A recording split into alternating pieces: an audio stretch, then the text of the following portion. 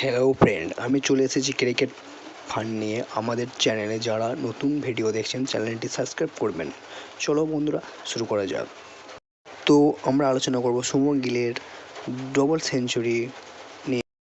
Shubman Gill 269 run করেছেন, অসাধারণ batting করেছেন, 30টি চার 3টি ছয় মেরেছেন, সর্বোচ্চ টেস্ট ক্যাপ্টেন স্কোর করেছেন। একটা ক্যাপ্টেন ইনিংস খেলে গেছেন শুভমন গিল। ইন্ডিয়া ভার্সেস ইংল্যান্ডের দ্বিতীয় টেস্টের ডে 2 দিয়ে আলোচনা করব।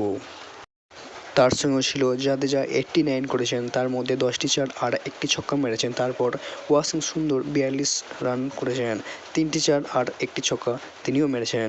আর আকাশদীপ 6 করেছিলেন, মোহাম্মদ সিরাজ 8 আর কৃষ্ণা 5 রান করেছেন।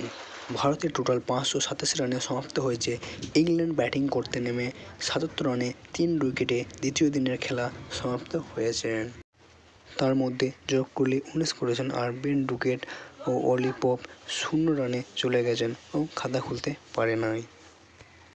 ইন্ডিয়ার আকাশদীপ খুব সুন্দর বোলিং করেছেন, 7 ওভারে 1টি মেডেন 36 রান আর 2টো অসাধারণ উইকেট নিয়েছেন। তারপর মোহাম্মদ সিরাজ 7 ওভার 2টো মেডেন 21 রান আর 1টি আউট করেছেন। মোহাম্মদ সিরাজও উইকেট 1টি পেয়েছেন, কিন্তু অসাধারণ বোলিং করে গেছেন। প্রসিদ্ধ কৃষ্ণা 3 ওভারে 11 রান কোনো আউট করতে পারেনি এখনও পর্যন্ত। নীতিশ কুমার রেড্ডি 1 ওভারে 1ই রান দিয়েছেন, কোনো আউট করতে পারেনি। জাদেজা অসাধারণ ব্যাটিং করার পর 2 ওভার বল করেছেন, 1টি মেডেন ও 4 রান দিয়েছেন, এখনও পর্যন্ত কোনো আউট করতে পারেনি। দ্বিতীয় দিনের খেলা সমাপ্ত হওয়ার পর ইংল্যান্ড 20 ওভারে 77 রানে 3 উইকেট লস হয়ে আছেন।